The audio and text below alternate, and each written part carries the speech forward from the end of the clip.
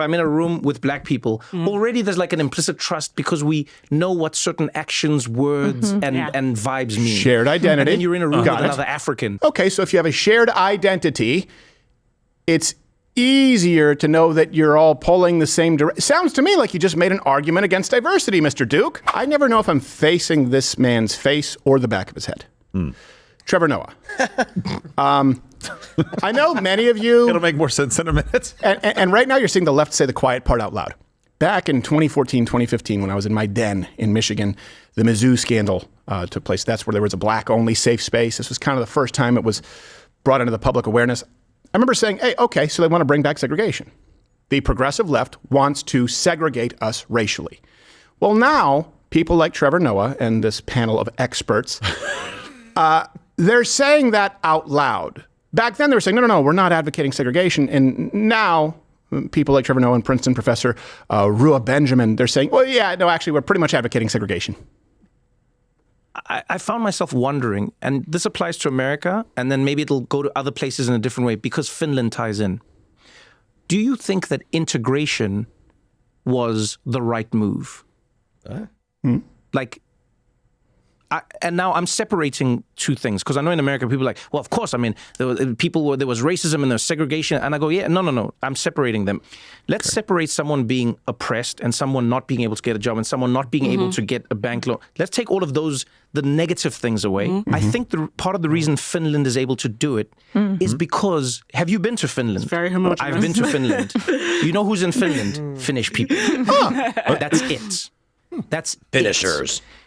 And because they're all Finnish, there's an idea of like, no, we all head in the same direction. You don't say. We all know what our actions mean. And that's a really powerful thing I've learned in communicating with other people. When I'm in a room with anyone where we start to tie together multiple things. So if I'm in a room with black people, already there's like an implicit trust because we know what certain actions, words, and vibes mean. Shared identity. And then you're in a room with another African. Already. This person. Now, even if you shout at me, I know what your shout means. The same way an Italian knows what an Italian shout means.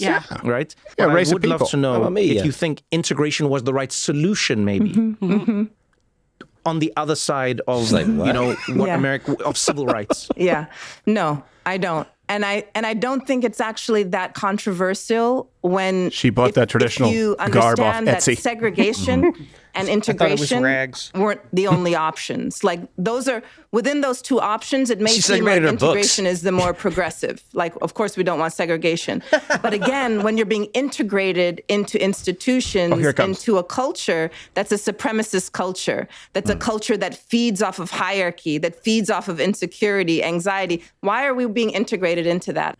Well, I don't know. Why don't you ask the folks in Botswana? They're all Botswanan. Yeah. I mean, you could go. I love how right here, what he is saying, this is what they refer to as the great replacement theory. Oh, no, the idea that a shared identity. Now, in the States, it's largely shared values. But let's be honest, it was largely white, Western European founders of this nation, and they don't share any of the same values as most African nations, Asian nations, and with good reason. Okay, so if you have a shared identity, it's easier to know that you're all pulling the same direction. Sounds to me like you just made an argument against diversity, Mr. Duke. I'll tell you what, we don't need Finland. Let's try the segregation or integration. Let's try it in Rhode Island. See how it goes. I love how in Finland he danced around the issue. It's like, say it. They're all Finnish. No, come on, say it. Say it. Come on. No, the one lady said Homogenous. they're homogenous. They're homogenized. Yes, exactly. Which Like milk? What does that mean? It's almost like when the left says, "Oh, look at Sweden. Oh, look at Denmark, and look at their socialized healthcare." And look, we're going, Yes, but what's the primary difference? The population of Rhode Island. That's all homogenized, to use your term, versus a very mixed and diverse. I'm sorry, I meant to say our greatest strength. 330 plus million people here in the United States who aren't all rowing the same direction. Look, I'm not saying that we should have segregation. That's, of course, a leftist belief, as it was back then. Yeah. What I am saying is they're missing the truth by that much. How's Africa doing? Well, Trevor Noah was born in apartheid-era South Africa in 1984, and the other person there, Benjamin, wrote 4 books about white supremacy in healthcare. What? I want to know who that other lady was that was at the table with Trevor Noah, because she was looking at him like, what the hell? Yeah, exactly. I don't think I agree with this. He's not about to say he doesn't want his kid raised in a racial jungle or some shit. I think she was African because he was like, Africans, when you say, Yes, exactly. Yeah. She's like, yes, but don't talk about my mom that way. Which brings us to, I called it. Come, let Zoltar tell you more. I'm gonna hit the next pitch ball right past the flag. We're going to win the game, I guarantee. Told you guys about this. The context, I think this goes back to 2015, where the left had black-only spaces, safe space here, trigger warning here, black-only groups. Everything was white supremacy. I said, look, this comes full circle, and what they're really going to be advocating for in the name of progress is full-on re-segregation. Right now, you have kids on campus. Just this week, Princeton, Black Lives Matter. Students listed their demands. Black-only cultural spaces. In the name of equality, they're demanding segregation. For the first time since the civil rights in the United States, you have people literally demanding segregated spaces. No word yet as to whether they want black and white drinking fountains and if white people should be at the back of the bus. But they do want black-only spaces. I don't 10 years ago. There's not much more to say than that. Sting us out. Come, let Zoltar tell you more. I'm gonna hit the next pitch ball right past the flag. We're going to win the game, I guarantee. And we are actually going to have Pops Crowder on the program later. It'll be for those of you who are Rumble premium members, because he was there in Detroit when they just said, you know what? We've had riots. We've had kids whose dads are cops. We've had these kids whose dads were shooting at cops. Let's put them all on the same bus and hope for the best.